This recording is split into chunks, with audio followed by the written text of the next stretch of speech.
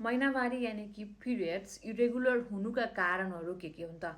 महिनावारी कहिलेकाहीँ केही दिन अगाडि वा पछाडि हुनु चाहिँ सामान्य नै हो होइन।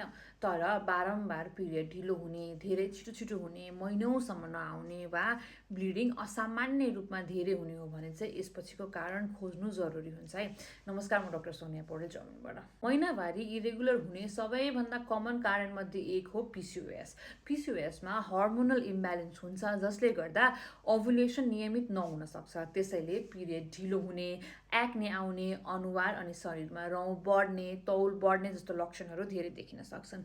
दोस्रो कारण हो थाइरोइडको समस्या। थाइरोइड हर्मोन धेरै कम वा धेरै बढी हुँदा पनि मेन्स्ट्रुअल साइकल डिस्टर्ब हुन सक्छ। तेस्रो कारण हो स्ट्रेस, कम निन्द्रा, सडन वेट गेन वा वेट लस।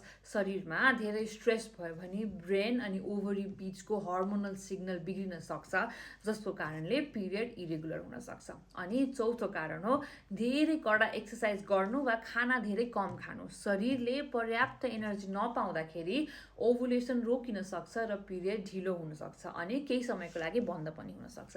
पाँचौँ अनि महत्त्वपूर्ण कारण हो प्रेग्नेन्सी।